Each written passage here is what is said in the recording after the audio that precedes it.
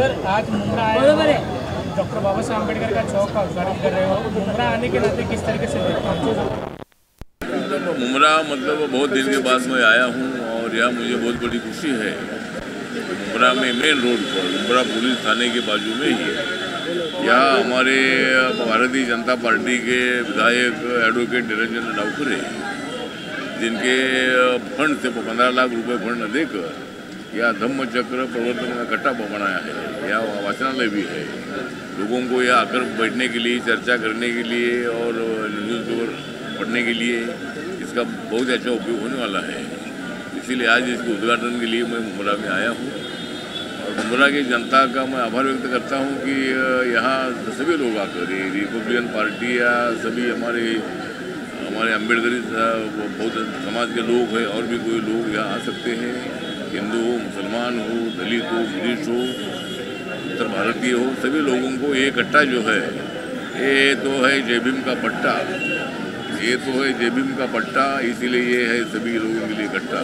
इसीलिए मतलब मुझे लगता है कि ये प्रवर्तन कट्टा जो है ये मतलब बहुत अच्छा सभी लोगों के लिए तो सुविधा हो गई है। और निरंजन डावखरे जी का मैं आभार व्यक्त करता हूँ कि उन्होंने अपने विधायक के फंड से 15 लाख रुपए यहाँ के लिए दिए। सर दिल्ली के चुनाव होने वाले हैं, वहीं आम आदमी पार्टी और राहुल गांधी अलग अलग लड़ रहे हैं। राहुल गांधी आज सीलमपुर में चुनावी क्षेत्र में लोगों को संबोधित करने वाले किस तरीके से देखते हैं?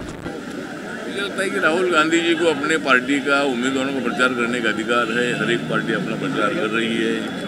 वह भारतीय जनता पार्टी ने अपने कैंडिडेट खड़े किए, 70 कैंडिडेट खड़े किए और वहाँ आम आदमी पार्टी और कांग्रेस पार्टी जो इंडिया आघाड़ी के नाम से लोकसभा में एक साथ आई थी, मोदी जी को हराने के लिए पूरी पार्टियां एक साथ आई थी, लेकिन अभी उनमें बिखराव दिखाई दे रहा है। वहाँ कांग्रेस अकेली को बढ़ गई है और वहाँ आम आदमी पार्टी को और भी कई पार्टियों ने मदद करने का निर्णय लिया है। तो मुझे लगता है कि दिल्ली का चुनाव जो है ये बहुत ही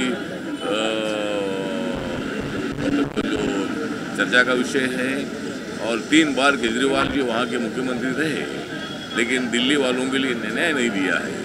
उन्होंने भ्रष्टाचार के खिलाफ आंदोलन करके माननीय अन्ना हजारे के नेतृत्व में काम किया, अपना नेतृत्व बढ़ा कर किया और यहाँ 3 बार दिल्ली की जनता ने उनको मुख्यमंत्री बनाने के बावजूद भी वह झुग्गी झोपड़ी वालों को न्याय नहीं मिला और वहाँ के लोगों पर हमेशा सामाजिक और आर्थिक अन्याय होता रहा। और अरविंद केजरीवाल जी ने दारू घोटाला किया, उनके सीएम, डिप्टी सीएम जेल में चले गए। मुझे लगता है कि वहाँ केजरीवाल जी को मुंह दिखाने के लिए मतलब उनके पास दूसरा कोई अल्टरनेटिव नहीं है। इसलिए मुझे लगता है कि वहाँ केजरीवाल जी हार जाएंगे और भारतीय जनता पार्टी सत्ता में आएगी। नरेंद्र मोदी जी के नेतृत्व में 10 सालों में देश प्रगति की दिशा से आगे बढ़ रहा है। दिल्ली भी मतलब बहुत ही अच्छी डेवलप हो रही है। इसलिए जरूर दिल्ली की जनता को मेरा अपील है कि केजरीवाल जी को हटाओ और बीजेपी को सत्ता में बिठाओ। संजय राउत कह रहे हैं कि शरद पवार और उद्धव ठाकरे ये भारतीय जनता पार्टी के लिए रोजी रोटी है। क्या संजय राउत कह रहे हैं कि भारतीय जनता पार्टी के लिए शरद पवार और उद्धव ठाकरे रोजी रोटी है। नहीं, मुझे लगता है कि संजय राउत क्या बोले मुझे मालूम नहीं है, लेकिन वो तो आपस में इनका बिखराव दिख रहा है।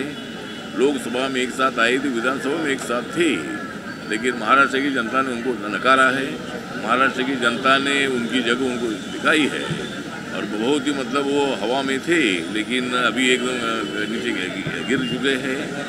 और हमारे महायुति को महाराष्ट्र की जनता ने इतना बड़ा सपोर्ट किया है। 237 सीटें हमारी चुनकर आई है और मैं महाराष्ट्र की जनता का आभार व्यक्त करता हूँ।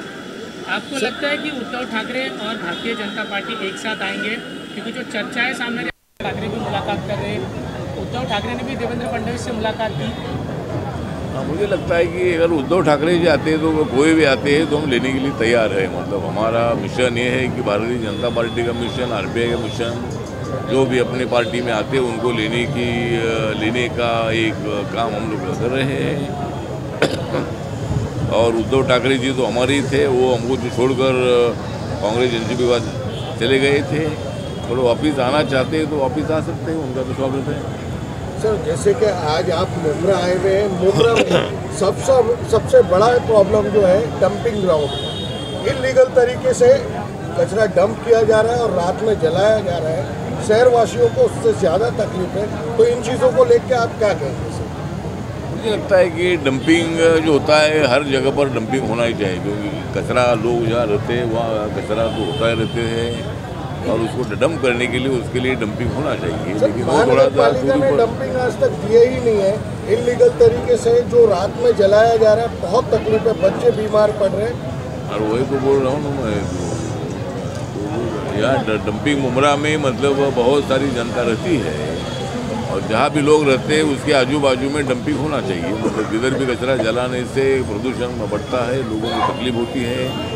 इसीलिए मैं ज़रूर ठाणे महानगर पालिका से मैं बात करूँगा और मुमरा के लिए ज़रूर अलग डंपिंग के लिए मैं प्रयत्न करूँगा।